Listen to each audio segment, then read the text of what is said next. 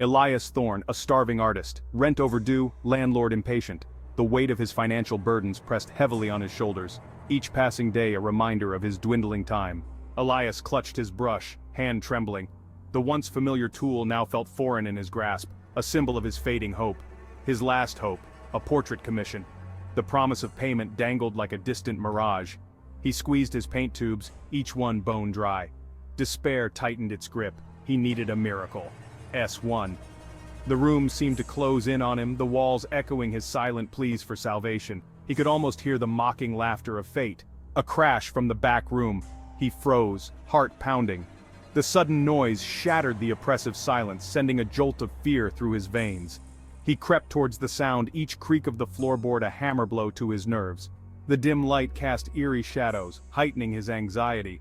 The back room was his grandfather's old studio, untouched since his death. Memories flooded back, mingling with the present dread.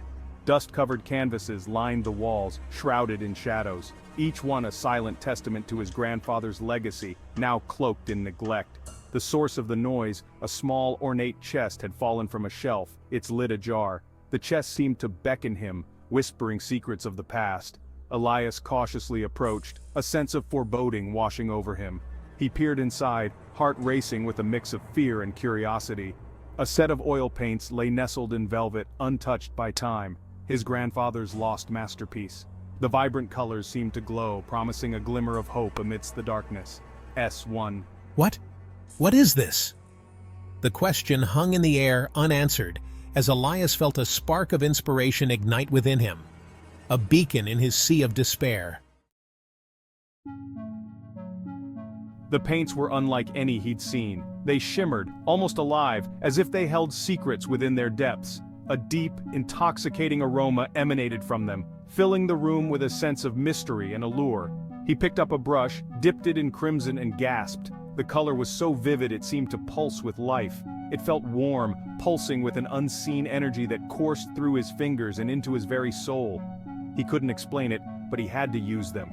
It was as if the paints were calling to him, whispering promises of untold beauty and depth. He started the portrait, the familiar motions grounding him. But something was different. The brush seemed to move on its own, guided by an invisible hand. The paint flowed onto the canvas with an unnatural ease, each stroke flawless, each detail breathtakingly lifelike. It was as if the canvas itself was coming to life. He worked through the night, driven by an unseen force. His hand never tired, his mind never wavered.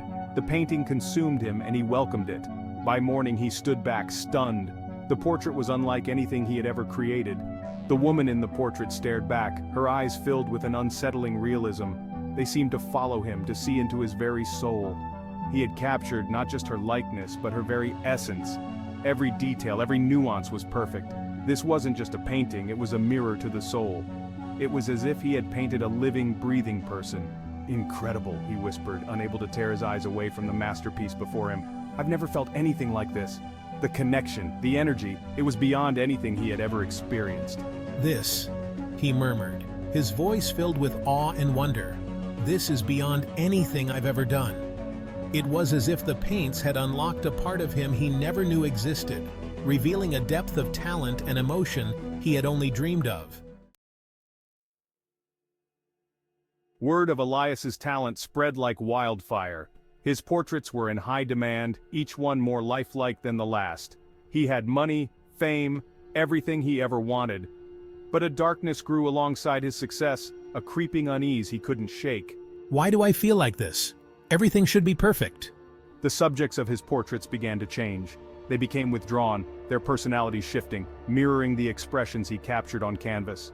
The woman from his first portrait, once vibrant and lively, became a recluse, her eyes haunted with a fear he himself had painted. What have I done?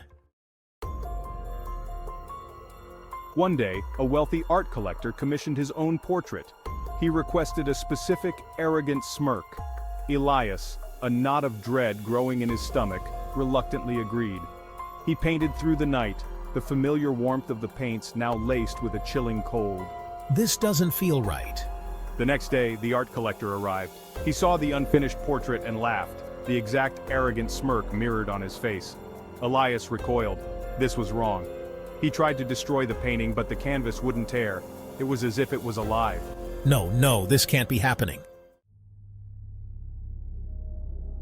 Section 5, Whispers of Madness. That night, the nightmares began. I dreamt of my portraits, their eyes glowing, their voices whispering my name. He woke in a cold sweat, the feeling of dread clinging to him like a shroud. He tried to stop painting, but the pull of the paints was too strong. The changes in my subjects became more drastic. They mimicked their painted expressions, their words echoing the emotions I had trapped on canvas.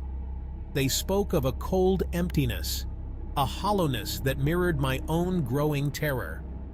I had become a puppet master, controlling their fates with each stroke of my brush. But who was the puppet, and who the master? Section 6, The Canvas Bleeds Life. I confronted the spirit of my grandfather, begging for answers in the echoing silence of the old studio. The shadows whispered back, revealing the terrible truth. The paints were cursed. They fed on the life force of their subjects, trapping their souls within the canvas. He raced back to his studio, a desperate plan forming in his mind. He had to destroy the source, the origin of his power, the cursed paint. S1. I was horrified. I had become a monster, my art a conduit for something evil. I had to break the curse, but how? Section 7, A Brush with Insanity. I picked up a brush, dipped it in turpentine, and slashed at the canvas. I saw my fear reflected in her gaze, a mirror to my own descent into madness. I grabbed the first portrait I had painted, the woman with the haunted eyes. The canvas resisted, the woman in the portrait screaming. I pressed harder, the turpentine eating away at the paint, revealing the blank canvas beneath. As he did, he felt a searing pain in his chest, a cold hand clutching at his heart. He collapsed, gasping for air. Section 8, Trapped in the Masterpiece. He looked down and saw, to his horror, that his own image was appearing on the canvas, his life force being drawn into the painting. He was trapped, his soul being pulled into the very prison he had created for others. He had become a prisoner of his own art. He cried out, but no sound escaped his lips. The world around him faded to black as he was sucked into the canvas, his screams echoing silently within the confines of the painted world he had created. The studio was silent, save for the faint, haunting aroma of the cursed paints. Section 9. The canvas holds the brush. Years passed. The studio remained untouched, a macabre shrine to the artist's legacy. Dust settled on the unfinished portrait of the art collector, his arrogant smirk frozen in time. But something was different. The brush he held in his painted hand, it was gone. In its place, a faint shimmer, a ghostly residue of energy. The art collector's eyes seemed to gleam, a flicker of malevolent life behind the painted surface. The curse was not broken, it had simply found a new master. Section 10, A Legacy of Horror. The art world hailed Elias Thorne as a visionary, his disappearance adding to his mystique. His paintings were now priceless, displayed in museums and private collections. And in each one, the eyes of the subjects watched, waited. The curse lived on, passed from artist to subject, a never-ending cycle of possession.